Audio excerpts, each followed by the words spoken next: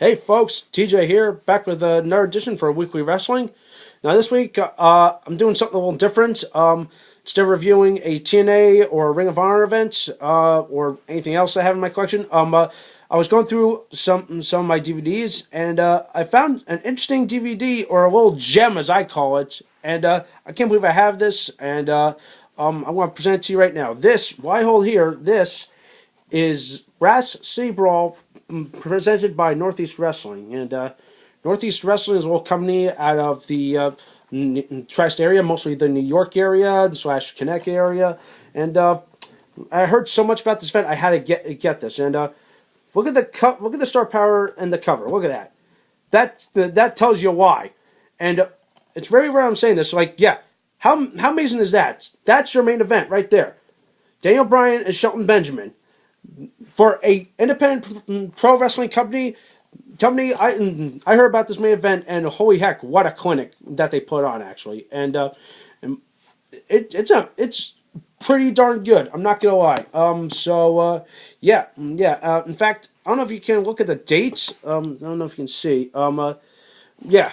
Well, known fact. This occurred in the time off that Daniel Bryan was briefly fired. You don't remember that incident several years ago when the Nexus invaded.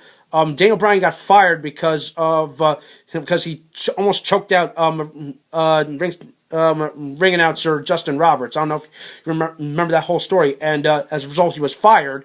All of a sudden, like a little while later, we find out, oh my God, he's on an independent show. Good to see him back. And he puts on such a clinic, and this is it. And I'm not gonna lie, like I said, amazing main event. You guys see this main event. It's literally a blend of his style, the wrestling and martial arts, compared with the Shelton Benjamin's amateur wrestling style. Holy heck, it was literally a clinic. Like, a lot of ground game, very little high flying. Literally, this was the true wrestling clinic match that you had to see to be there. In fact, I think those people in Connecticut got a treat that night. So I think you know what I'm talking about. So you guys are awesome, actually. And I want to thank Northeast Wrestling for this very rare gem. But anyway, I'm getting off topic. I'm going to run through the undercard. Full with a lot of great talent, actually. And by great talent, as in guys from big names, big names from big time companies. Listen to this. Tommy Dreamer took on a guy named Ron Zombie in a street fight, and that was pretty much close to being an ECW style match. And holy heck, literally it was like two guys of two different generations of hardcore wrestling just colliding. And I've heard a little bit about Ron Zombie because he's pretty much a local competitor, and he and Tommy Dreamer just like pulling a good match, actually a good fight, technically not really a match, like I said, a fight. It's we expect the Tommy Dreamer. He's the innovator of violence, puts on some crazy, insane, hardcore matches, and let's see. Well, obviously, no bloodshed spoilers, but it was a good fight nonetheless. What else was on this show? Carlito took on Robbie E in an interesting encounter. Yeah, Robbie E and Carlito. Nothing else to say there.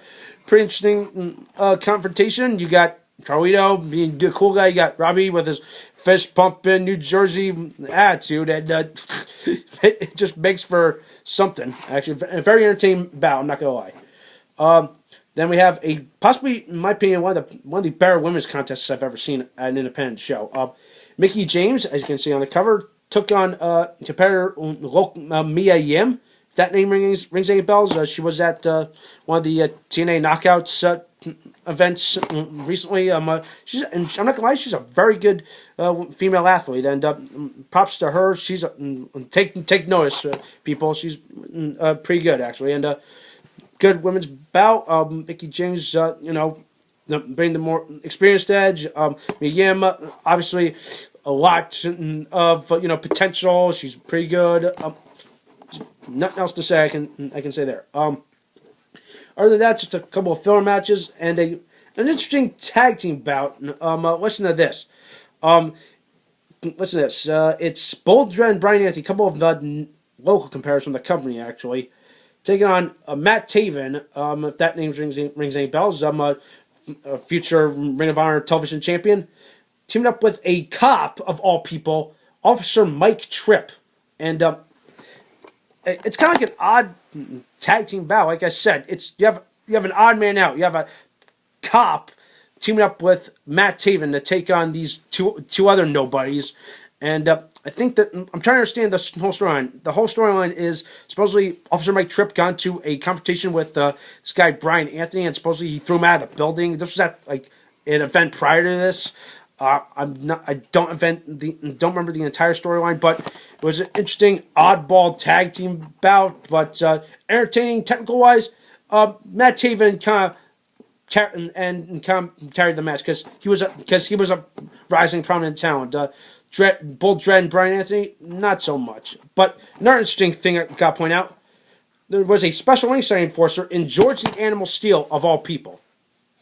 This company literally just went all out, bringing in veterans and legends. What is up with this company? But hey, it was a good show, actually. Aside from a couple of filler matches and this very oddball tag team bout, I just don't want to think about it. But definitely the main event is well worth watching. The street fight, definitely. Carly and Robbie E, take your pick. It's a mixed bag. It's a pretty good event. You could probably find this maybe on High Spots. I'm not 100% sure.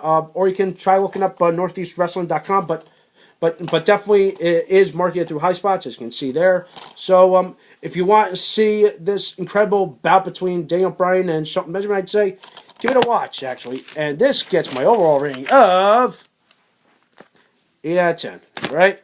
So that does it for this week. Keep it tuned here for more. Take care, folks.